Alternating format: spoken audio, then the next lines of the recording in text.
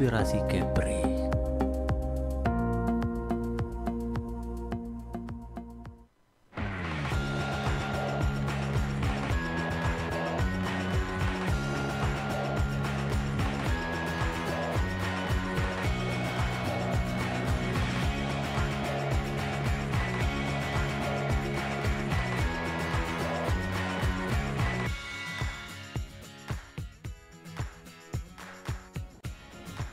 Assalamualaikum warahmatullahi wabarakatuh. Apa kabar pemirsa Anda hari ini? Senang sekali saya Tubagus Pamungkas kembali hadir dalam program acara Dialog Khusus, sebuah program acara yang akan menambah informasi dan wawasan bagi warga masyarakat Kota Batam dan sekitarnya. Pemirsa, dalam waktu 5 bulan ke depan kita akan menyelenggarakan Pesta Demokrasi Rakyat, yaitu Pemilu Kada yang akan diselenggarakan pada tanggal 27 November tahun 2024. Untuk itu, pada kesempatan saat sekarang ini telah hadir narasumber kita yang akan berbincang banyak tentang bagaimana persiapan KPU dan juga Bawaslu menghadapi Pesta Demokrasi yang akan diselenggarakan 5 bulan ke depan. Telah hadir narasumber kita Bapak Priyo. Apa kabar Pak Priyo? Sehat Pak ya? Beliau adalah dari anggota KPU Provinsi, tepatnya dari Ketua Divisi Perencanaan Data dan Informasi, Pak Priyo Handoko, SAP MA.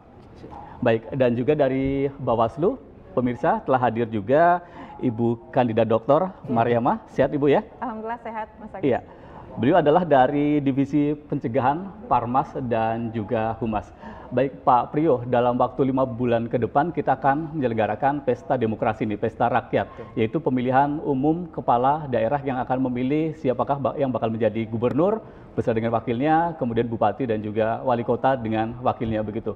Terkait dengan pendataan nih Pak Priyo, bagaimana kesiapan dari KPU terkait dengan pendataan sejauh ini seperti apa? Baik, terima kasih Mas Bagus. Jadi pertama kembali mempertegas bahwa sekitar 5 bulan lagi kita akan sampai pada puncak pelaksanaan Pilkada 2024, yaitu hari pemungutan suara pada hari Rabu tanggal 27 November 2024. Tentu ada banyak persiapan, tahapan yang sudah dilaksanakan baik oleh KPU Provinsi Kepulauan Riau maupun KPU Kabupaten Kota seprovinsi Kepulauan Riau. Di antaranya misalnya pembentukan PPK di tingkat kecamatan, kemudian pembentukan PPS di tingkat kelurahan desa, dan yang sekarang sedang berjalan adalah proses rekrutmen dan seleksi untuk petugas pemutahiran data pemilih. Jadi proses pendaftaran itu sudah dimulai sejak 13 Juni dan nanti ada waktu sampai 19 Juni. Nah, jadi apa sih tugasnya Pantarlih? Ini nyambung dengan pertanyaan Mas Bagus tadi. Pantarlih ini adalah petugas ad hoc yang kami rekrut untuk melakukan coklit atau pencocokan dan penelitian terhadap data pemilih yang hasilnya nanti itu akan menjadi daftar pemilih yang digunakan dalam pelaksanaan Pilkada 2024 terkait dengan proses pencocokannya sudah berlangsung atau sedang dalam berlangsung sampai dengan kapan? Nanti setelah direkrut mereka nanti akan dilantik dan dibintek dan kemudian langsung bertugas pada tanggal 24 Juni. Tanggal 24 Juni akan mulai bertugas. Akan mulai bertugas. Jadi mereka bekerja selama 30 hari dari 24 Juni sampai 24 Juli. Satu bulan itu tugas beliau salah satunya adalah melakukan verifikasi dan juga pencocokan seperti itu Pak Priyo ya.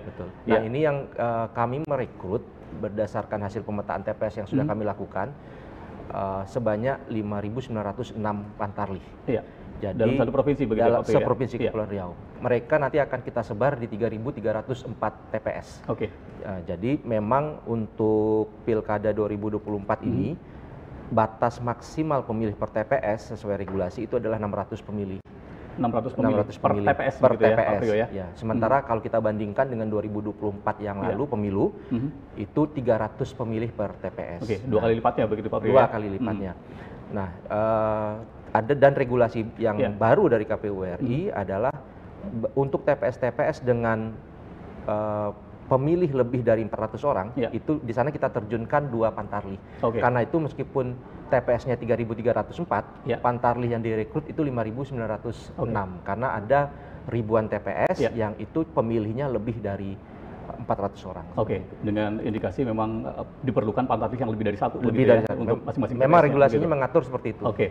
Dan kesiapan terkait dengan pendataan ini kan saat sekarang ini sedang proses regulasi dan terus melakukan verifikasi data gitu ya. Artinya dari pemilu di bulan Februari kemarin, kemudian kita akan menyelenggarakan pemilu kada di bulan November besok. Ada kemungkinan perubahan data pastinya ya Pak Prio ya?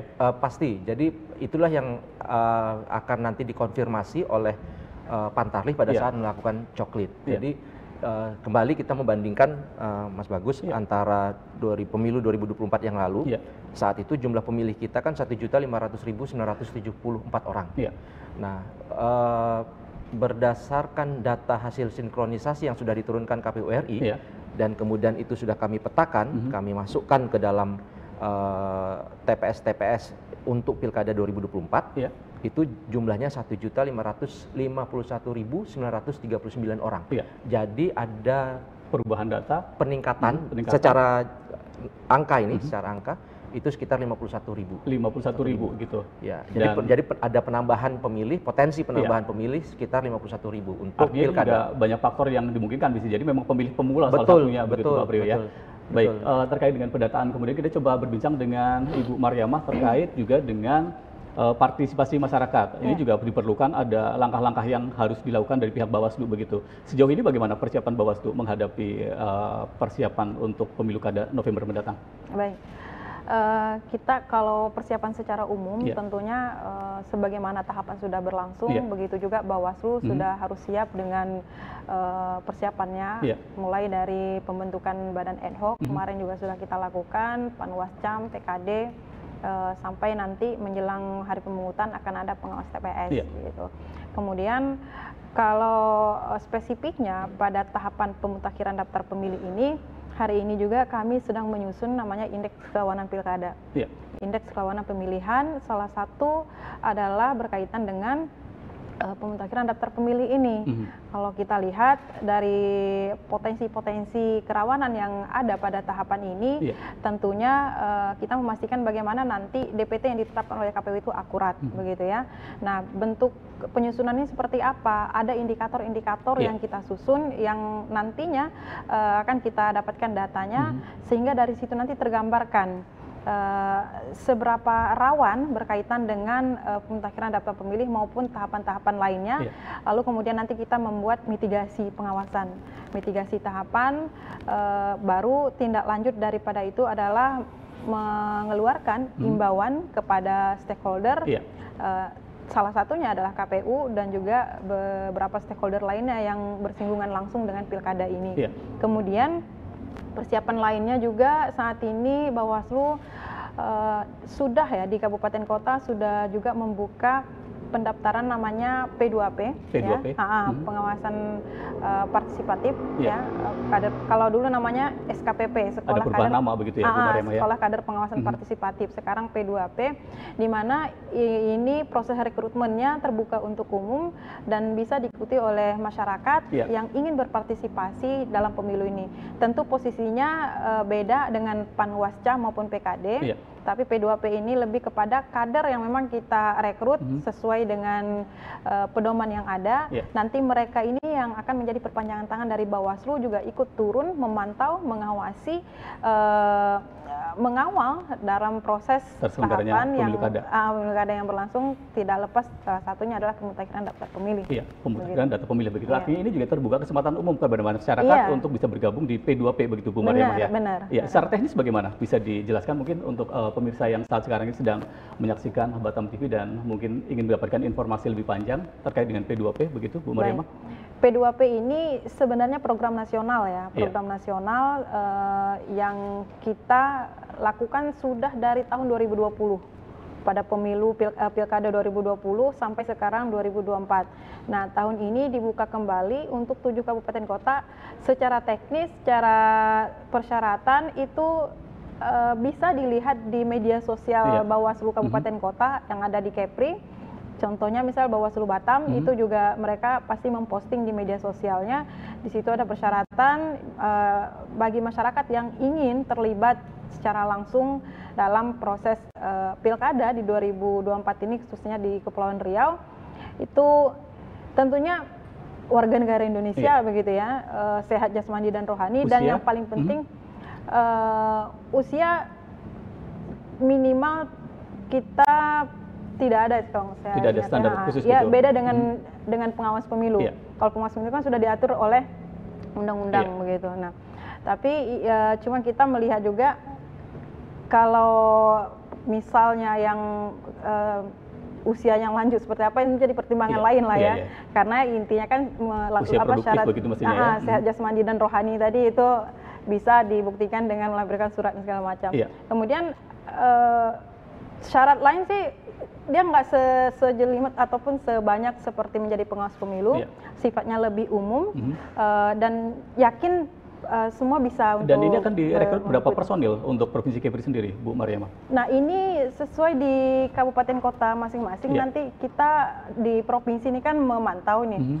Kalau jumlahnya saya belum ini ya pastinya berapa. Pastinya berapa jumlah angka pastinya karena gitu ini ya, teman-teman kabupaten kota yang sudah mempersiapkan itu berapa maksimalnya mereka rekrut, seberapa banyak yang mereka dapatkan.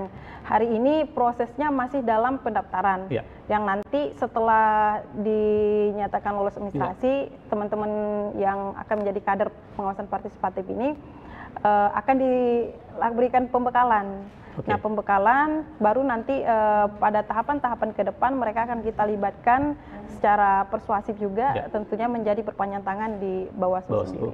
Kita kembali ke Pak Priyo terkait dengan pendataan persiapan pemilu kada November mendatang. Ini kan tadi sempat disampaikan Pak Priyo bahwa jumlah pemilih di Provinsi Kepri sendiri 1.500.000 kurang lebih seperti itu ya. Dan ini juga berpotensi ada perubahan data, khususnya ada peningkatan data sebesar 51.000 tadi. Ini kan juga ada semacam tantangan tersendiri nih terkait dengan upgrade data. Ada beberapa mungkin yang melakukan migrasi atau mungkin yang sebelumnya dia belum masuk ke dalam daftar pemilih, kemudian sudah masuk ke dalam usia pemilih, akhirnya dia berhak menjadi seorang pemilih di pemilu kada. Tantangan yang dihadapi dari teman-teman KPU seperti apa, Pak Priyo? Iya, Mas Bagus. Jadi sebelum sampai ke pertanyaan Mas Bagus, perlu saya sampaikan, ceritakan terkait alur data tersebut. Jadi data itu berasal tentu dari data kependudukan yang diserahkan oleh Kementerian Dalam Negeri kepada KPU RI. Namanya DP4, Data Penduduk Potensial Pemilihan atau Pilkada. Nah, data itulah yang kemudian oleh KPU RI disinkronkan dengan DPT pemilu terakhir, artinya pemilu 2024. Dan kemudian hasilnya diturunkan ke KPU Kabupaten Kota. Nah, data hasil sinkronisasi itulah yang dipetakan atau kemudian didistribusikan ke rumah-rumah TPS yang sudah kami siapkan untuk Pilkada 2024 ini. Jadi yang tadi disampaikan oleh Mas Bagus, tentu karena ini adalah basisnya DP4, DP4 itu kan update Mas Bagus. Di situ sudah ada data pemilih pemula yang genap berusia 17 tahun pada saat hari pemungutan suara di tanggal 27 November nanti. Kemudian juga tentu tentu Kementerian Dalam Negeri juga sudah memfilter berdasarkan kategori pekerjaan, misalnya yang TNI Polri tentu sudah tidak lagi diturunkan, tidak diturunkan seperti itu. Termasuk update data mereka yang meninggal, update data mereka yang pindah masuk, pindah dari Kepri atau masuk ke Kepri, tentu itu semua sudah include di dalam data tersebut. Jadi ini adalah data terupdate sebenarnya, data penduduk yang terupdate dari Kementerian Dalam Negeri. Nah, itulah yang kemudian disinkronkan dengan DPT pemilu terakhir. Nah, hasilnya itu yang diturunkan ke kabupaten kota. Jadi kalau bicara tentang data, tentu ini adalah data yang paling update sesuai dengan kondisi terakhir. Tapi tentu saja dinamika kependudukan kan luar biasa, apalagi kalau kita bicara Kota Batam misalnya, itu kan orang sangat tinggi tingkat migrasinya begitu ya, keluar masuk Batam sangat luar tinggi biasa begitu. sekali. Nah, karena itu inilah nanti semua data tersebut akan dikonfirmasi oleh para pantarlih saat melakukan coklit mulai tanggal 24 Juni. Nah, ini pantarlih berarti artinya cukup berat juga begitu ya, Pak berat. Ya? Karena itu kami betul-betul mengingatkan ini dalam proses rekrutmen pantarlih bahwa kita harus benar-benar mencari orang-orang yang niat kerja, niat untuk menjadi petugas pemutahiran data pemilih. Karena mereka harus door to door, nggak boleh kemudian. Jadi pantarlih itu kan sebenarnya syarat-syaratnya tidak terlalu berat. Jadi selain sudah 17 tahun berpendidikan minimal SMA, dia harus orang yang berdomisili atau memang menjadi bagian dari lingkungan sekitarnya gitu ya. Sekitar. Supaya apa? Supaya mereka bisa lebih mengenali, mengidentifikasi wilayah kerjanya. Tapi jangan gara-gara itu kemudian dia meremehkan pekerjaan itu. Pantarlih wajib datang door to door, mengecek satu persatu pemilih langsung ke rumahnya. Jadi nggak boleh kemudian karena atas dasar mungkin dia berpikir dia merasa saya kenal dengan orang ini, kemudian nggak perlu dicoklit. Itu salah. Harus tetap door to door. Tetap harus dari rumah ke rumah untuk melakukan verifikasi begitu ya. Supaya juga memastikan data itu memang real begitu, betul, Pak. supaya data itu semakin terjamin keakuratannya, validitasnya seperti itu. Iya, baik. Cukup menarik sekali persiapan KPU dan juga Bawaslu terkait dengan pemilu kada yang akan diselenggarakan bulan November mendatang. Nah, tadi sisi pencegahan nih Bu Mariamah tadi juga menjadi sesuatu hal yang cukup menarik kita perbincangkan. Banyak hal-hal yang mungkin terjadi dalam pelaksanaan pemilu ini. Salah satunya adalah dengan terkait dari DPT begitu ya. Kemudian perlu dilakukan sebuah pencegahan. Langkah yang sudah dilakukan dari teman-teman Bawaslu seperti apa untuk pencegahan tersebut? Baik. Bawaslu ini kan tagline-nya bersama rakyat ya, bersama rakyat awasi pemilu, bersama Bawaslu tegakkan keadilan pemilu. Tentu tidak lepas dari peran serta masyarakat yang dalam hal ini ikut serta memantau, melihat, menyaksikan proses yang ada begitu. Nah, Bawaslu di sini adalah bisa dikatakan sebagai penggerak untuk merangkul segala komunitas yang ada di masyarakat, sama-sama melakukan pencegahan, karena memang spiritnya kita adalah pencegahan. Maka langkah yang kita lakukan, pertama, secara internal tadi mungkin sudah disampaikan juga, kita SDM memberdayakan segala SDM yang ada di internal, jajaran kita yang ada, untuk melakukan pengawasan baik secara langsung melekat ataupun berkoordinasi dengan KPU secara berjenjang. Kemudian untuk di pencegahan secara eksternal, seperti P2PT itu salah satu program, kemudian juga bekerja sama dengan berbagai pihak, dalam hal ini seperti perguruan tinggi, ya, kampus, itu kita sudah ada MOU dari kemarin, dan itu sudah kalau nggak salah 8 kampus di Kepri ini sudah kita MOU dan sudah ada tindak lanjutnya dalam bentuk MOA. Nah, salah satu MOA yang digerakkan oleh kampus ini adalah KKN tematik. Nah, KKN tematik ini adalah memperdayakan mahasiswa yang turun KKN ke masyarakat langsung, di mana mereka ini menjadi aktor juga dalam pengawalan terhadap pemutakhiran data pemilih ini. Terlibat secara langsung. Terlibat secara langsung ke masyarakat, ikut memastikan di desa di mana mereka melakukan KKN ini, daftar pemilih ini dapat dilakukan.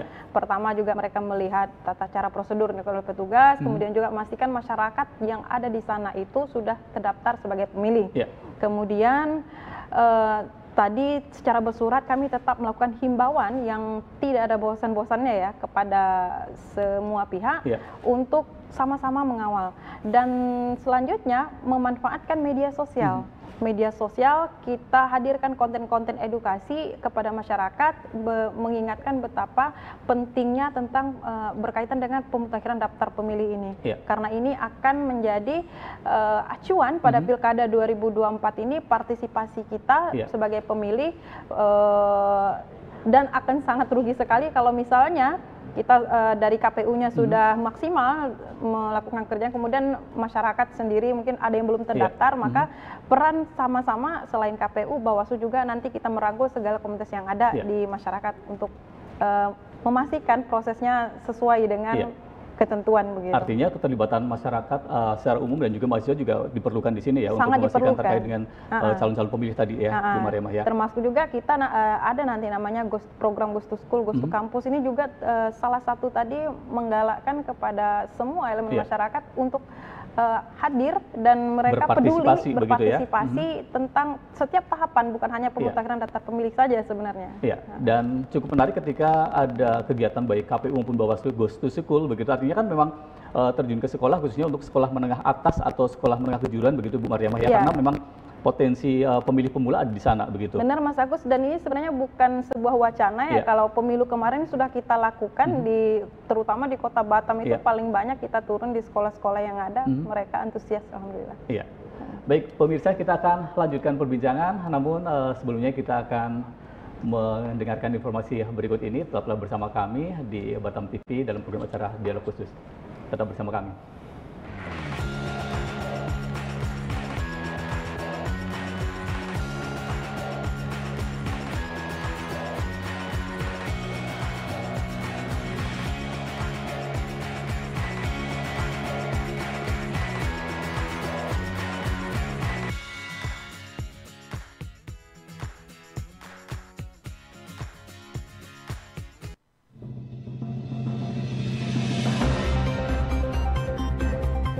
Program informatif yang memberikan wawasan mendalam tentang pemerintahan Kota Batam dirancang khusus untuk menghubungkan masyarakat dengan perkembangan terbaru, kebijakan, dan kegiatan Pemko Batam. Semua dirangkum dalam Seputar Engku Putri. Setiap Rabu pukul 20 hanya di Batam TV, Inspirasi Kepri.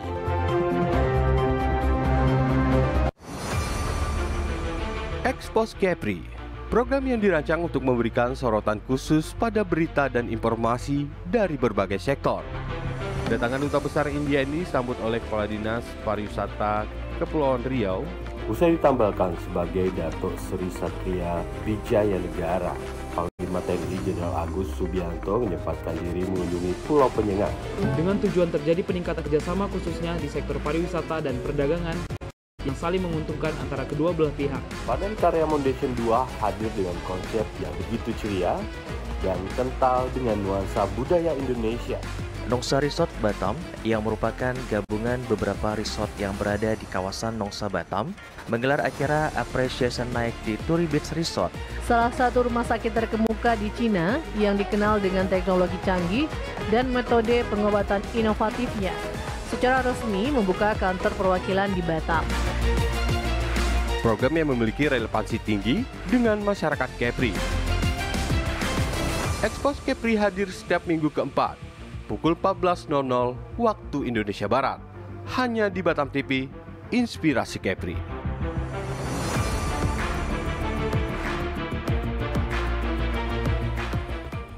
Kita satu komando, kita dengar arahan. Selamat malam, saudara, senang sekali Detak Kepri Malam kembali hadir. Detak Kepri hadir setiap hari Senin hingga Sabtu, pukul 13 hingga 14 waktu Indonesia Barat, dan pukul 19 sampai dengan 20 waktu Indonesia Barat. Detak Kepri menyajikan fakta, cerdas, dan bisa dipercaya. Hanya di Batam TV, Inspirasi Kepri.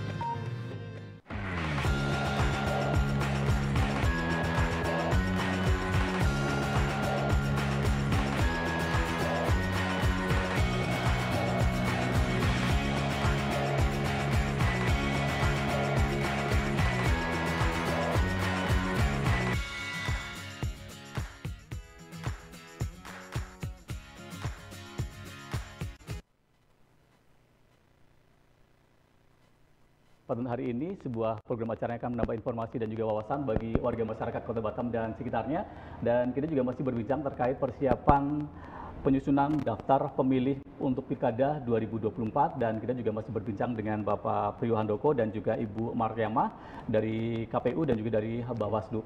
Baik pemirsa, ketika kita berbincang terkait dengan pemilih, data pemilih ini juga merupakan sebuah data yang memiliki sebuah dinamika begitu ya. Artinya memang banyak kemungkinan yang bisa terjadi. Salah satunya adalah terkait dengan berpotensi ada data ganda begitu Pak Priyo ya. Atau mungkin juga ada katakanlah data yang tidak valid seperti itu. Nah, dari langkah teman-teman di KPU untuk melakukan antisipasi agar tidak terjadi kondisi data yang seperti itu, apa yang dilakukan nih Pak Priyo? Iya. Jadi problem data ganda, data invalid itu kan memang seringkali muncul dalam proses penyusunan daftar pemilih dari pemilu ke pemilu, pilkada ke pilkada. Tapi saya tanpa bermaksud untuk mengklaim, tapi untuk pemilu 2024 kualitas data kita sudah jauh lebih baik. Bahkan untuk data invalid, saya berani bilang itu sudah mendekati zero begitu ya? Mendekati nol. Sudah bahkan hampir mungkin kalau dicari Bu Mari nanti nyari lagi mungkin ketemu ya. Tapi sejauh yang kami tracing, kami cermati secara internal, untuk data invalid itu tidak lagi ditemukan. Jadi data invalid itu biasanya misalnya penulisan NIK yang keliru. Itu yang lazimnya terjadi. Berpotensi adanya data yang tidak valid atau misalnya penulisan tahun lahir yang salah. Sehingga ketika dicermati, kok ada orang kelahiran tahun 1800 misalnya begitu kan. Tapi insya Allah di 2024 kemarin itu sudah tidak ada lagi. Karena misalnya ada terkait kesalahan penulisan tahun lahir, itu sudah bisa diidentifikasi sejak awal. Karena dalam sidalih itu dia sudah bisa langsung mengecek usia. Jadi kalau ada yang terdeteksi usianya ratusan, ribuan, itu berarti ada itu indikasi penulisan tahunnya salah dan bisa langsung diperbaiki. Karena itu terkait data invalid sepertinya itu sudah clear. Begitu juga untuk data ganda, Mas Bagus. Jadi kami ini kan bekerja berdasarkan dengan bantuan sistem informasi yang terus disempurnakan, terus diperbaiki dari pemilu ke pemilu, dari pilkada ke pilkada. Namanya SIDALIH, Sistem Informasi Data Pemilih. Nah, di dalam SIDALIH ini pun sekarang sudah ada fitur yang langsung kita bisa mengecek, misalnya ada indikasi ganda. Tidak hanya ganda dalam TPS, tapi juga ganda antar kelurahan desa, antar kecamatan, kabupaten kota, bahkan lintas provinsi pun bisa kita terdeteksi begitu ya. Artinya SIDALIH ini juga bisa diakses secara umum begitu, Pak Priyo? Kalau SIDALIH itu kan instrumen kerja untuk internal, bahaya juga Mas Bagus. Kalau dibuka kemana-mana, ini kita bicara soal perlindungan data pribadi kan. Jadi ini tidak bisa diakses oleh tidak bisa diakses, artinya ini adalah merupakan instrumen yang digunakan oleh teman-teman KPU untuk memastikan bahwa agar tidak terjadi data yang invalid seperti mungkin katakanlah pemilu yang lalu begitu. Langkah antisipasinya adalah salah satunya dengan menggunakan sistem informasi yang terus diperbaiki begitu Pak Priyo ya. Iya betul. Bahkan saya tambahkan sedikit Pak Bagus, kalau bicara SIDALIH, kami betul-betul membatasi akses terhadap SIDALIH karena ini kan gudangnya data penduduk, data pemilih. Bahkan saya sendiri sebagai komisioner, saya tidak punya akses terhadap SIDALIH. Jadi yang punya akses terhadap SIDALIH itu hanya operator dan admin. Yang bagian pendataan tentu saja begitu ya Pak Priyo. Dan itu di SK-kan. Jadi pertanggungjawabannya jelas. Saya sebagai komisioner pun tidak bisa mengakses itu. Jadi ini bagian dari KPU juga, selain kita bicara bagaimana mencegah adanya data ganda, data yang invalid, juga ini bagian dari upaya untuk mencegah kebocoran data. Jadi kerahasiaan data pemilih atau penduduk itu bisa terus terjaga. Nah di SIDALIH itu juga ada fitur untuk mengidentifikasi pemilih satu KK terpisah TPS. Satu KK yang terpisah TPS. Itu juga kemungkinan terjadi begitu ya?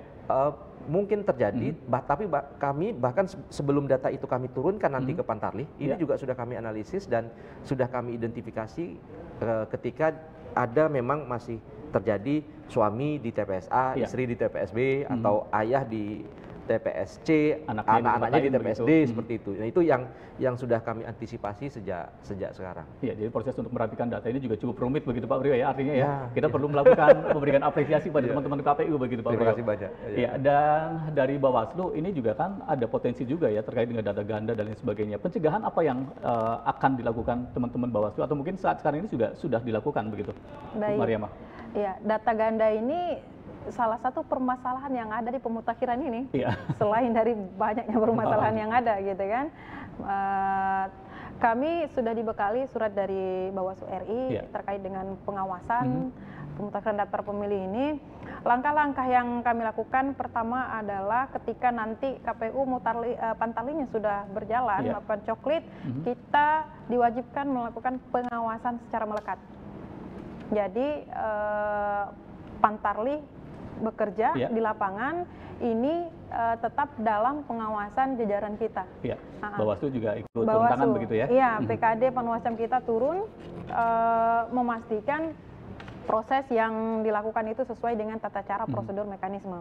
Lalu kalau seandainya masih ditemukan data-data invalid sebagaimana disebutkan tadi, nah selain itu kami juga tentu melakukan pencermatan bukan hanya sekedar prosedur saja, termasuk data. Nanti kita ada strategi yang dilakukan kalau sudah berjalan 1 bulan proses coklit itu ada uji petiknya. Uji petik. Dari apa yang sudah dilakukan oleh KPU, Bawaslu turun melakukan uji petik dengan sampel yang sudah ditentukan sekian. Nanti kita akan memastikan bahwa orang yang kita lakukan uji petik ini mereka sudah tercoklit begitu dan sudah tertempel stiker. Tapi kalau misalnya percepatan sudah, pengawasan sudah, strategi yang dilakukan tadi sudah maksimal, masih ada ditemukan di lapangan, baik itu hasil temuan pengawasan aktif Bawaslu maupun laporan dari masyarakat, maka tentu kita berkoordinasi dengan KPU, mengeluarkan rekomendasi ataupun saran perbaikan, dan tentu melampirkan data-data yang mungkin invalid tadi yang kita temukan agar diperbaiki. Jadi sebatas itu yang kita lakukan ke KPU-nya, dan insya Allah kami yakin tentu KPU akan menindaklanjuti begitu. Untuk follow up begitu ya, agar bisa terdata dengan baik. Karena kita punya spirit yang sama kan untuk bagaimana datanya akurat. Begitu Bu Mariamah, kita untuk pemirsa di rumah ini sebagai anggota masyarakat misalkan merasa atau mungkin terjadi sesuatu hal, katakanlah datanya masih belum valid begitu, atau mungkin katakanlah terkait dengan data yang dialami oleh masyarakat belum terdata sebagai seorang calon pemilih, apa nih yang harus dilakukan oleh masyarakat untuk bisa memastikan sebagai pemilih di Kepri? Ya, bisa dua cara ya. Kalau misalnya masih dalam proses coklit itu berlangsung, tentu petugas Pantarlih yang ada, masyarakat bisa langsung ke Pantarlihnya, gitu ya? Melaporkan, menyampaikan apa persoalan yang ada. Apakah datanya belum masuk dalam DPT, kan nanti juga KPU akan mengumumkan nama-nama yang misalnya belum terdaftar gitu kan. Nah, kalau misalnya sudah habis masa coklit pun, bukan berarti berakhir juga proses pemutahirannya. Masih ada kesempatan, kalau misal kita menemukan data-data invalid tadi, bisa ke petugas KPU-nya, atau kalau misalnya belum ketemu atau bagaimana dan mudah berkoordinasi dengan Bawaslu juga, dari jajaran kita, baik PKD maupun Panwascam, menerima laporan itu. Dan kami nanti juga akan membuka posko, posko pengaduan, di mana masyarakat itu bisa menyampaikan laporan permasalahan berkaitan dengan pemutakhiran daftar pemilih ini. Ya, rencana posko akan dibuka di berapa tempat begitu untuk dalam satu kota, atau biasanya itu melekat di kantor Panwascam, di kantor Panwascam yang ada di kecamatan, kemudian juga di kantor kabupaten kota, sampai ke provinsi. Iya, artinya masyarakat juga bisa berkunjung ke posko begitu untuk memastikan pendataan tersebut sudah valid atau belum begitu ya? Bisa secara langsung ke posko menyampaikan apa permasalahan yang harus disampaikan. Iya, jadi ini juga memberikan fasilitas kepada masyarakat bahwa apabila data di lapangan belum valid atau mungkin ada terjadi masalah dengan data calon pemilih begitu, bisa langsung berkunjung ke posko yang akan diselenggarakan di beberapa kota. Dan itu mulai kapan ini pembukaan posko itu? Pada saat ini tahapan sudah buka, ini sudah kita ini kan, karena tadi saya katakan di surat kami dari Bawaslu itu sudah menegaskan salah satunya itu untuk membuat posko pengaduan masyarakat. Jadi artinya sudah bisa terfasilitasi dari sekarang ini ya, Bu Mariamah ya? Kan coklitnya sudah sebentar lagi dimulai, Pak Priyo ya. Nah, itu sudah mulai. Katakanlah minggu depan begitu ya, Pak Priyo ya, mulai tanggal 24 Juni begitu sampai dengan 24 Juli akan melakukan pencocokan data begitu. Nah, Pak Priyo ini kaitannya dengan peranan teknologi. Nah, sejauh mana ini peranan teknologi membantu KPU provinsi untuk pendataan tadi? Iya, jadi selain yang tadi sudah saya sampaikan terkait optimalisasi Sidalih ya, sejak 2024 Pantarlih itu bekerja dengan dibekali e-coklit. Jadi itu teknologi informasi yang digunakan oleh Pantarlih untuk memudahkan kerja mereka di lapangan. Jadi nanti secara sederhana sistem aplikasi itu akan terinstall di handphone masing-masing Pantarlih. Kemudian data pemilih yang ada di dalam wilayah kerjanya di TPS di mana dia melakukan coklit itu sudah nanti akan otomatis masuk di dalam handphonenya masing-masing. Jadi nanti mereka tinggal bekerja dengan menggunakan e-coklit seperti itu. Iya, dengan menggunakan aplikasi tersebut masing-masing bisa bekerja dan memastikan bahwa data khususnya di lingkungan sekitar begitu ya Pak Priyo tadi, karena ini juga punya peranan juga memastikan kondisi lingkungannya sudah sesuai atau belum begitu ya. Jadi tadi proses secara langsung juga dilakukan door to door dari rumah ke rumah untuk melakukan verifikasi data pemilih ini sudah terdata belum, jika belum mungkin segera dicarikan solusinya begitu ya. Ini peranan teknologi juga cukup membantu Pak Priyo ya. Sangat membantu, bahkan kami pun pimpinannya yang ada di KPU Kabupaten Kota itu juga bisa langsung nanti memantau. Jadi progres coklit dari masing-masing Pantarlih itu sudah berapa persen. Jadi kalau misalnya sudah, ini kan mereka bekerja selama 1 bulan lah, 30 hari. Jadi kalau ini sudah jalan 10 hari, tapi yang baru dicoklit kok cuma 5 pemilih atau 10 pemilih. Nah, itu sudah langsung bisa kita deteksi dan kita bisa langsung konfirmasi kepada yang bersangkutan sebenarnya tentu melalui PPK atau PPS ya, apa ada masalah sehingga progres coklitnya masih rendah. Iya, artinya progres coklit ini juga bisa dipantau dari hari ke hari begitu ya. Kalau misalkan katakanlah ada beberapa tempat yang terindikasi belum ada progres, ini mungkin bisa segera dilakukan antisipasi juga Pak Priyo. Nah, terkait dengan beberapa daerah nih katakanlah di wilayah-wilayah yang cukup susah terjangkau atau susah terakses dari sisi internet misalkan, ada solusi khusus nggak Pak Priyo teknologi ini berperan? Saya hanya bicara fakta. 2024 coklit untuk pemilu 2024 kita Kepri termasuk yang 100%, alhamdulillah untuk pemanfaatan coklit. Ya. Artinya memang kita akui ada daerah-daerah tertentu yang ketika listriknya mati, sinyalnya juga hilang. Internetnya juga hilang. Tapi tentu itu sifatnya kan sementara. Kemudian ada juga mungkin wilayah-wilayah yang kadang kalau anginnya pas dia dapat tuh. Iya. Tapi kalau nanti anginnya bergeser, sinyal hilang lagi. Nah, itu juga jadi ini nanti teman-teman Pantarlih ini bisa bekerja juga secara offline. Nah, jadi manakala mereka mendapatkan gangguan sinyal, itu di situ nanti bisa data itu diunggah seperti itu. Mungkin pada saat sudah stabil lagi sinyal internetnya begitu sudah bisa di-upload lagi begitu ya. Yang jelas e-coklit ini mudah sekali untuk dioperasikan. Jadi bukan sistem yang rumit. Nah, dan karena menggunakan e-coklit, peluang untuk data invalid itu semakin kecil. Karena database pemilih itu kan ada di sini yang ada dalam wilayah kerja mereka. Nah, kalaupun ada data yang harus diperbaiki, mereka tidak lagi harus mencatat secara manual gitu tangan. Nah, itu kadang catatan tulisan tangan orang itu kan kadang bisa terbaca, kadang bisa tidak salah. Begitu. Nah, jadi karena bekerjanya berdasarkan sistem, potensi terjadinya kesalahan penulisan nama dan sebagainya itu semakin kecil. Selain itu, salah satu potensi terjadinya data invalid adalah ketika Pantarlih memasukkan pemilih baru ke dalam TPS itu, ke dalam TPS itu.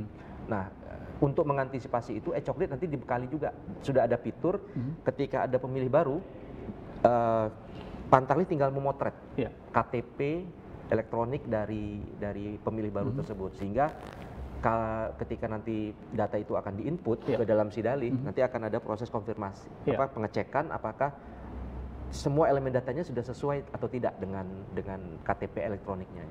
Jadi semakin kecil peluang untuk adanya data ganda atau invalid tadi ya. Kalau data ganda nanti pasti akan, kalaupun dimasukkan oleh Pantarlih, ini nanti kan ada setelah itu ada analisis lagi, analisis kegandaan. Jadi tidak serta-merta hasil kerja Pantarlih itu langsung otomatis di input ke dalam Sidalih, nanti akan dianalisis dulu. Iya, artinya peranan teknologi ini juga sangat membantu ya begitu untuk data calon-calon pemilih di Pilkada November mendatang begitu. Tadi sempat juga disampaikan terkait dengan data pemilih, misalkan katakanlah Pantarlih ini juga melakukan proses verifikasi menggunakan media katakanlah handphone ataupun laptop begitu.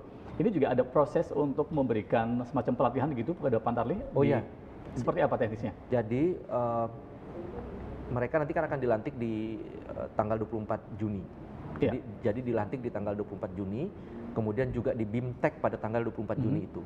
Nah, dalam BIMTEK itu tentu nanti mereka akan dibekali dengan informasi dan pengetahuan terkait dengan pelaksanaan coklit. Apa saja yang harus mereka kerjakan, dokumen apa saja yang harus mereka cek pada saat datang ke rumah-rumah warga, rumah-rumah pemilih, termasuk bagaimana caranya menggunakan sistem coklit. itu. Itu semua nanti akan disampaikan pada saat BIMTEK. Tentu kami berharap BIMTEK itu nanti bisa berjalan dengan maksimal sehingga materi-materi yang berkaitan dengan pelaksanaan coklit itu betul-betul bisa dipahami dan diserap oleh Pantarlih. Iya, teman-teman Pantarlih juga mestinya harus paham begitu ya. 100% Pantarlih di BIMTEK ya. Mas.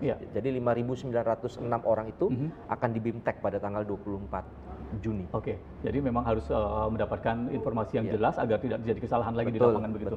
Baik, pemirsa, kita akan kembali setelah informasi yang akan hadir berikut ini untuk melanjutkan diskusi kita dalam dialog khusus bersama dengan teman-teman dari KPU dan juga Bawaslu. Tetaplah bersama kami di program acara Dialog Khusus.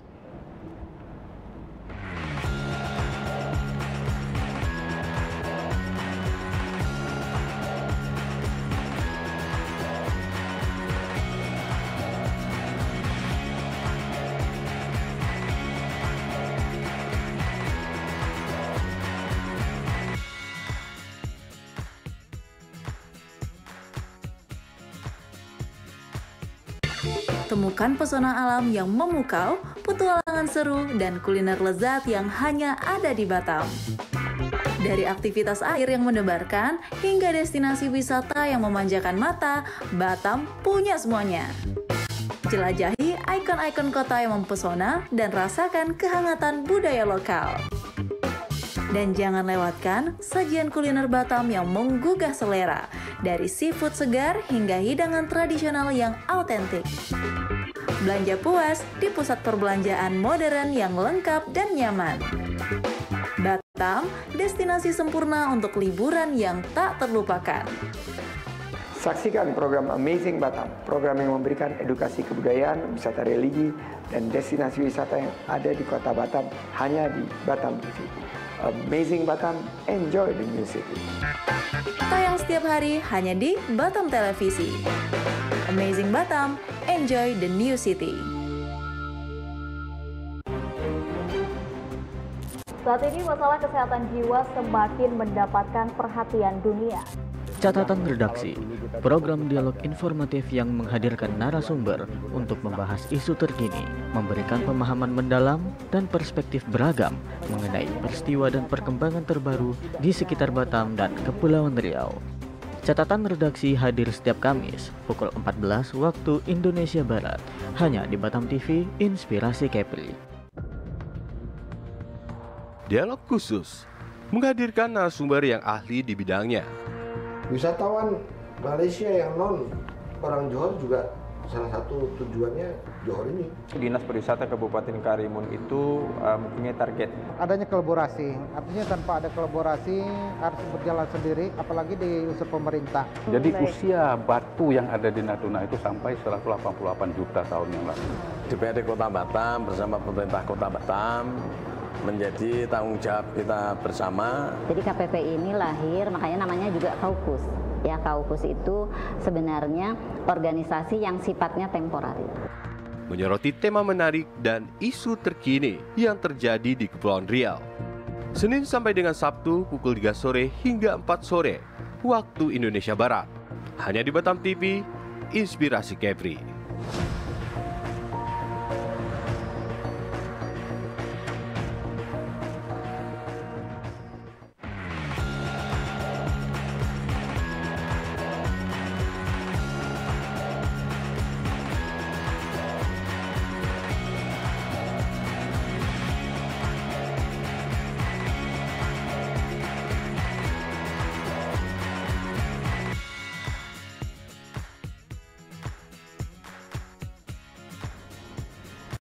Baik, pemirsa, kita lanjutkan perbincangan kita dalam program acara Dialog Khusus terkait dengan persiapan penyusunan daftar pemilih di Pemilu Kada 2024. Dan kita juga masih berbincang dengan Pak Priyo Handoko dari Komisi Pemilihan Umum dan juga Ibu Mariamah dari Bawaslu yang akan terus memberikan informasi kepada masyarakat, memberikan edukasi dan terkait dengan apa saja yang harus dilakukan untuk menjadi pemilih di Pemilu Kada November 2024 mendatang, begitu Pak Priyo ya. Tadi kan sempat juga disampaikan begitu banyaknya inovasi yang sudah dilakukan teman-teman KPU terkait dengan pendataan, kemudian bantuan teknologi yang punya peran cukup banyak meminimalkan adanya data invalid, begitu ya. Katakanlah kita bisa menyampaikan bahwa KPU di periode sekarang ini sudah yang invalid katakanlah sudah mendekati 0, begitu Pak Priyo ya. Nah, terkait dengan hal tersebut nih yang sudah dilakukan teman-teman KPU, kemudian kendala di lapangan tentu saja ini juga ada beberapa hal yang menjadi sebuah permasalahan, begitu Pak Priyo ya. Secara teknis di lapangan mungkin ada semacam kendala atau seperti apa? Iya, jadi dalam proses penyusunan daftar pemilih ini kan panjang, Pak Bagus. Setelah nanti coklit dari tanggal 24 Juni sampai 24 Juli, data itu nanti kan kemudian akan dicermati, kemudian nanti akan direkap menjadi namanya daftar pemilih hasil pemutahiran atau DPHP. Hasil pemutahiran. Itulah yang nanti akan diplenokan oleh PPS secara berjenjang, PPS, PPK, dan kemudian nanti juga direkap oleh KPU Kabupaten Kota dan sekaligus ditetapkan menjadi daftar pemilih sementara. Nanti kemudian akan diplenokan juga oleh KPU Provinsi. Nah, ini kan prosesnya masih panjang. Nah, setiap tahapan tentu ada tantangan, kendala-kendala, tapi sejauh yang sudah selama ini berjalan, alhamdulillah semua itu bisa kita selesaikan. Nah, jadi sekali lagi tahapannya ini masih panjang. Jadi ada masih cukup banyak waktu bagi kita semua untuk bersama-sama mencermati daftar pemilih yang sedang kami susun. Bahkan nanti setelah menjadi DPS di sekitar bulan Agustus, pertengahan Agustus, sebelum nanti ditetapkan menjadi DPT di akhir September, itu juga ada proses analisis kegandaan dan sebagainya. Jadi masih cukup waktu untuk menghasilkan data pemilih yang benar-benar berkualitas. Artinya diperkirakan bulan Agustus ini daftar pemilih sementara bisa dipublish, dipublikasikan kepada masyarakat, begitu ya? Betul. Jadi ini juga kami berharap masyarakat berperan aktif. Jadi kami KPU bersama Bawaslu tentu sudah berusaha seoptimal mungkin untuk menyuguhkan data pemilih yang berkualitas.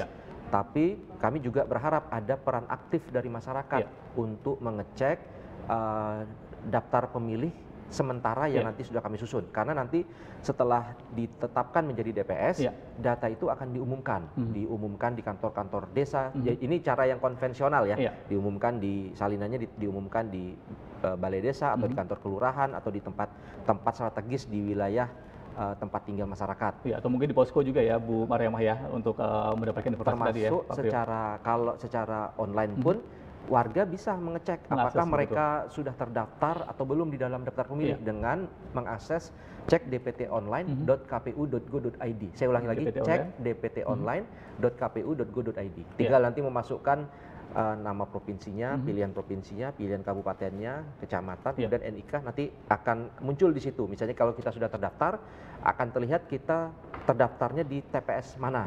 Nah, sebaliknya kalau ternyata Anda responnya, jawabannya di situ Anda belum terdaftar, kita bisa langsung melakukan komplain dalam tanda kutip, konfirmasi atau pelaporan di situ.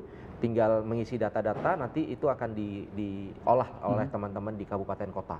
Artinya masyarakat juga bisa mengakses ini kurang lebih sekitar pertengahan Agustus tadi, Pak Priyo, untuk memastikan bahwa sudah masuk belum ke daftar pemilih sementara, begitu ya? Itu setelah jadi DPS. Tapi sejak proses coklit pun seperti tadi disampaikan Bu Mar, ini masyarakat juga sudah bisa menaruh atensi dan kemudian memberikan respon. Manakala misalnya ini kan sudah tanggal, ini kan coklit itu 24 Juni sampai 24 Juli.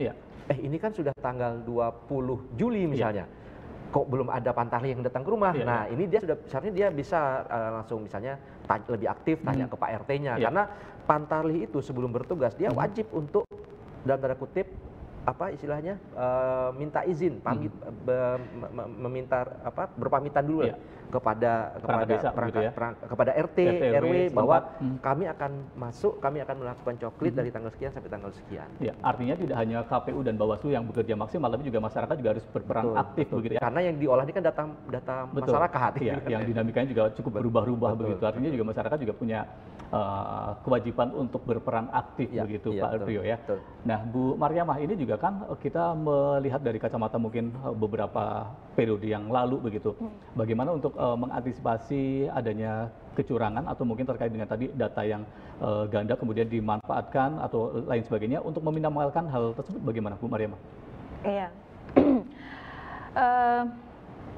Pertama ya, kecurangan itu selalu dikaitkan pada tahapan pilkada pemilu ya. Tapi tidak semua tahapan itu punya tingkat kerawanan yang tinggi terhadap kecurangan. Contoh, untuk tahapan pemutakhiran daftar pemilih ini kita lebih kepada pencegahan dan butuh kesadaran masyarakat. Karena dari sistem kerja KPU ini sudah dilengkapi dengan sistem yang ada semua, kemudian Bawaslu juga dengan strategi pengawasan yang ada ya.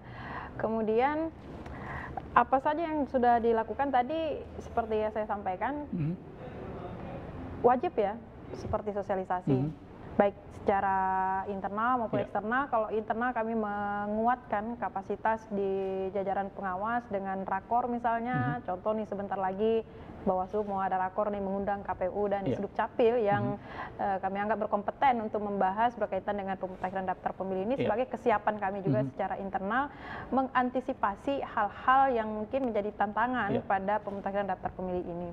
Kemudian termasuk jadi atensi dan fokus kami juga bagaimana hak pilih dari kalangan-kalangan masyarakat yang rentan seperti penyandang disabilitas, kemudian hinterland gitu ya, karena kita wilayah kepulauan.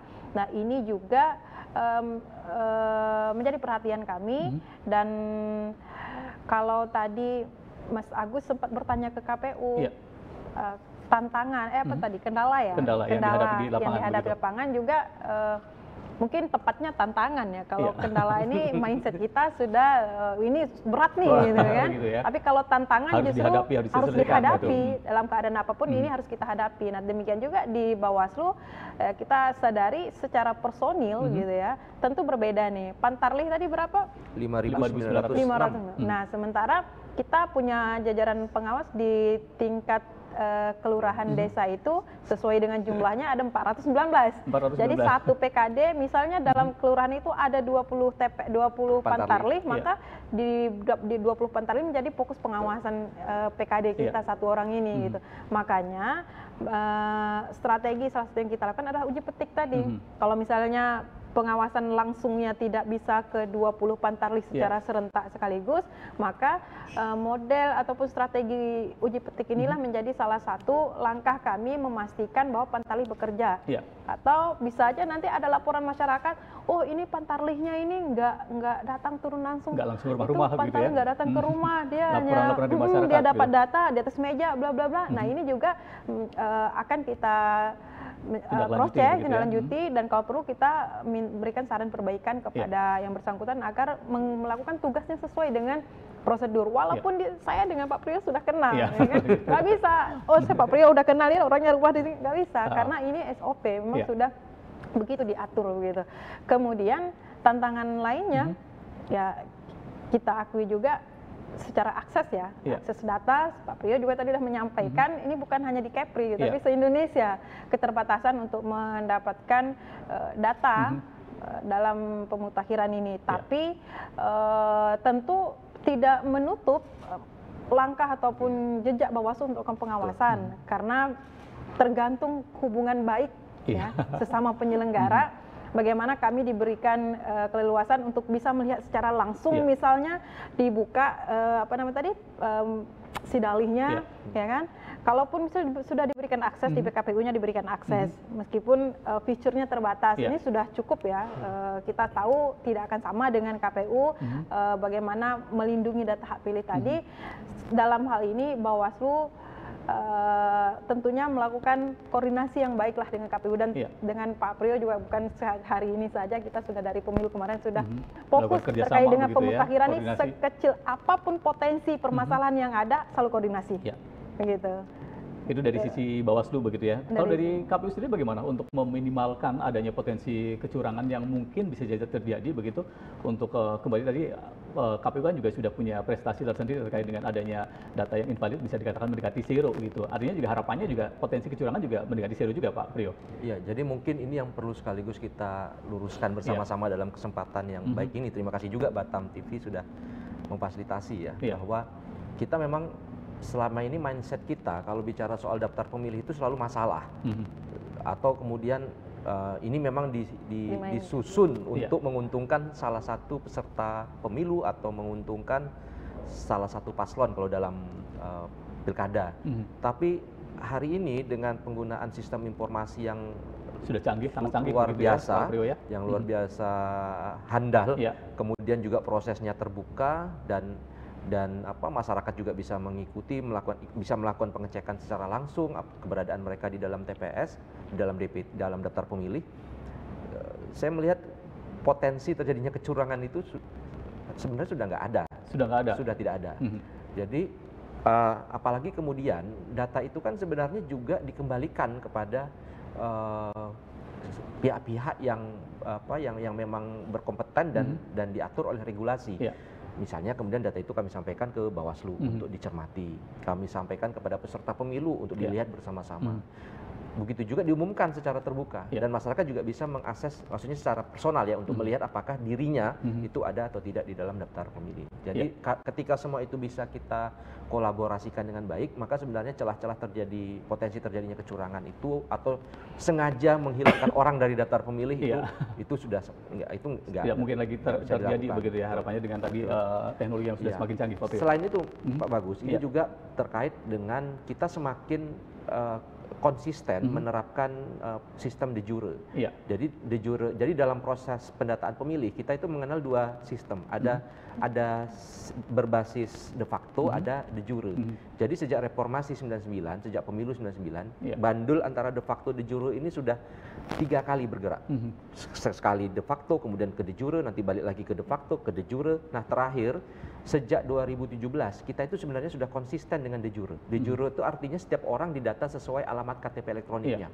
Bukan didata berdasarkan di mana dia tinggal sekarang, tapi betul-betul didata sesuai alamat KTP elektroniknya. Itu dan kita sudah konsisten sejak 2017. 2015 itu kalau tidak salah masih de facto. Tapi jadi kemudian di mana di domisili begitu ya Pak Priyo ya. De facto ya. Jadi 2016 dievaluasi, mulai Pilkada serentak 2017, lanjut ke 2018 sampai ke pemilu 2019, Pilkada 2020 di saat pandemi, kemudian pemilu 2024 dan sekarang di Pilkada 2024, sistem de jure ini semakin dipertegas dan diperkuat sehingga basis datanya itu sekarang lebih jelas karena basisnya adalah alamat yang ada di KTP elektronik masing-masing warga, sehingga potensi untuk terjadinya dalam tanda kutip mobilisasi pemilih seperti yang dulu mungkin pernah terjadi itu sekarang rasa-rasanya hampir tidak mungkin untuk dilakukan. Karena basisnya data KTP tadi. Data KTP tadi. Seperti jadi itu. potensi adanya data ganda pun jadi minim lagi begitu artinya begitu Pak Priyo. Nah, ini ada hal yang menarik nih Pak Priyo untuk khususnya untuk warga masyarakat Kota Batam sebagai pemilih pemula. Mungkin ada pesan-pesan khusus yang akan disampaikan oleh teman-teman KPU dan Bawaslu khususnya bagi pemilih pemula seperti apa? Iya, yang kalau bicara Kota Batam, kalau bicara Kota Batam yang harus kita pahami, Kota Batam ini adalah kota industri, kota urban, kota dengan dinamika kependudukan yang sangat tinggi. Orang keluar masuk itu luar biasa pergerakannya. Nah, untuk kota sedinamis Kota Batam, maka mau tidak mau warganya juga harus memiliki kepedulian dan tingkat kedisiplinan yang tinggi untuk tertib administrasi kependudukan. Jadi harus rajin-rajin mengupdate data. Kalau memang sudah pindah dari tempat A ke tempat B, segeralah untuk melaporkan begitu. Mengurus itu tentu ke Dukcapil, sehingga data domisilinya bisa diupdate. Kenapa? Karena ini kaitannya dengan data pemilih. Hilirnya data pemilih itu kan data kependudukan. Kalau data kependudukannya keruh, maka data pemilih yang ada di hulu ini juga akan ikut keruh. Kena imbas juga. Kena imbas juga. Nah, karena itu supaya data pemilih ini semakin baik, semakin presisi, setiap orang betul-betul nyaman untuk datang ke TPS yang dekat dengan tempat tinggalnya, maka mari kita bersama-sama tertib administrasi. Kemudian untuk pemilih pemula yang tentu jumlahnya sangat besar seprovinsi Kepulauan Riau, seingat saya kalau ukurannya yang berusia 20, ini data 2024 kemarin pemilu, itu sekitar 7%, yang usianya rank 17 sampai 20 tahun. 7% dari 1,5 juta begitu ya? Dari 1,5 juta, itu sekitar 7%. Kalau ditambah dengan yang sampai batas 30 tahun, itu ada sekitar 20%. Jadi hampir 30% itu ranknya antara 17 sampai 30 tahun. Pemilih pemula dan termasuk pemilih muda. Itu di rank usia itu. Nah, tentu saja kalau untuk yang pemilih pemula, kami menghimbau, kami berharap teman-teman pemilih pemula tentu dalam proses pendataan ini bisa juga lebih proaktif untuk mengecek elemen data mereka, termasuk juga kalau belum rekam KTP, segera rekam KTP. Karena saya yang sebagaimana kita ketahui bersama lah, Dukcapil ini kan sedang aktif-aktifnya melakukan jemput bola untuk perekaman KTP. Jadi meskipun belum 17 tahun, sudah bisa dilakukan perekaman KTP. Tapi nanti KTP-nya dicetak pada saat dia berusia 17 tahun. Artinya nanti pada saat 27 November ketika sudah berusia 17 tahun, ada hak untuk memilih begitu ya Pak Priyo ya? Nah, dari Bawaslu ada informasi yang perlu disampaikan kepada masyarakat terkait dengan pemilih pemula khususnya begitu. Silakan Bu Mariam. Baik, pemilih pemula ini kan pemilih yang akan mencoblos pertama kali nih pilkada ya. Kalau dia udah nyoblos pemilu kemarin udah nggak nambah pemilih pemula lagi gitu, walaupun masih status sebagai mahasiswa. Tentunya pertama karena memang generasi muda yang kita harapkan adalah peduli. Tidak pada posisi sebagai penonton gitu. Kalau bisa bagaimana dia penonton sekaligus pelaku yang memberikan kontribusi pada Pilkada 2024 ini. Kemudian peduli dalam bentuk apa? Pertama, di lingkungan terkecil saja keluarganya ini. Bagaimana bisa seperti bilang kan Pak Priyo tadi, harus rajin ngecek nih, udah terdaftar belum? Ya kan semangat untuk mendapatkan pengalaman pertama itu sama harus semangat bagaimana mendapatkan calon jodohnya, kan gitu kan. Nah, jadi harus seperti itu, kenceng dia mencari tahunya gitu. Kemudian kalau misalnya agak kurang, maka harus ada stimulusnya. Apa yang harus dilakukan? Seperti tadi, kami di Bawaslu misalnya dengan program Goes to School ataupun Goes to Campus ini nanti mendorong, memberikan stimulasi kepada pemilih pemula ini agar mendapatkan pendidikan politik yang positif. Terutama mereka kan yang pengguna media sosial tertinggi juga, apa segala macam, termasuk nanti akan menemukan konten-konten terkait daftar pemilih ini, ya mereka harus jeli dengan itu. Kalau perlu mereka yang jadi aktor membuat konten-konten yang positif itu sehingga ditonton oleh masyarakat, terutama sasarannya adalah pemilih pemula. Jadi tidak bisa pemilu ini atau pilkada ini berjalan dengan sesuai dengan kita harapkan jika hanya yang berperan aktif, yang berperan aktif itu di penyelenggara saja, gitu. Karena penyelenggara, masyarakat dan peserta pemilu ini tiga elemen yang ada di pilkada ini tidak bisa dipisahkan. Nah, masyarakat di sini salah satunya pemilih pemula. Juga nanti kami dalam kegiatan program sosialisasi juga tentu akan memperhatikan juga terutama kepada peran serta dari pemilih pemula ini. Harapannya karena ini adalah merupakan kesempatan yang berharga untuk memilih calon kepala daerah, begitu Pak Priyo ya. Terakhir, ada yang mau disampaikan kepada masyarakat secara umum Pak Priyo dari KPU? Pertama tentu terima kasih sekali lagi kepada Batam TV yang sudah berinisiatif untuk melaksanakan diskusi yang penting menurut kami, karena tahapan coklit adalah masa awal menuju penyusunan daftar pemilih. Nah, kemudian yang kedua, pemilu ataupun pilkada ini kan sebuah pekerjaan kolosal, jadi pekerjaan besar yang melibatkan banyak orang. KPU tentu tidak bisa sendirian. KPU dan Bawaslu kami tidak bisa hanya kami gitu. Jadi memang demi suksesnya hajatan besar ini harus menjadi pekerjaan kita bersama, kita harus berkolaborasi, baik medianya, pemerintah daerahnya, TNI Polri-nya, kemudian tokoh-tokoh masyarakatnya dan semua unsur yang ada di daerah. Jadi dengan kolaborasi bersama kami berharap Pilkada 2024 ini bisa berjalan lancar, aman, damai seperti suksesnya penyelenggaraan pemilu 2024 di Provinsi Kepulauan Riau dan 7 kabupaten kota. Harapannya juga bisa berjalan dengan lancar sesuai dengan program yang sudah ditentukan, begitu Pak Priyo ya. Baik pemirsa Batam TV dimanapun Anda berada, harapannya masyarakat ini harus berperan aktif, khususnya pada saat KPU nanti akan merilis daftar pemilih sementara yang akan dipublish sekitar pertengahan Agustus. Dipastikan bahwa warga masyarakat ini sudah terdata. Apabila belum terdata, silakan bisa melakukan konfirmasi dengan memastikan bahwa nama tersebut sudah menjadi calon pemilih tetap nantinya. Dan kita juga berharap bersama pada November mendatang, khususnya tanggal 27 November, pelaksanaan pemilu kada di Provinsi Kepri dapat berjalan dengan lancar dan sesuai dengan harapan kita bersama bisa mensukseskan dan memajukan Kepri secara umum.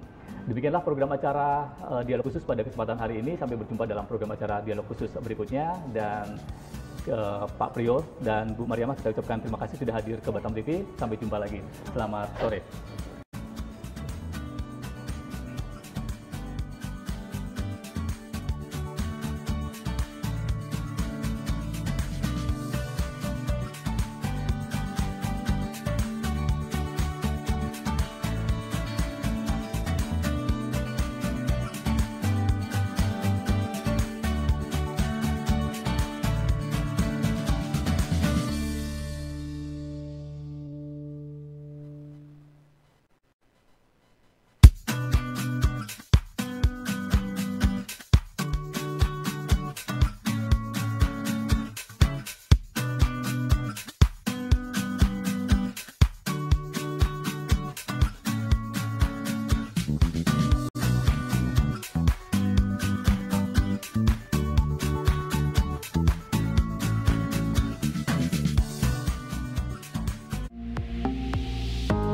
Batam TV, inspirasi Kepri.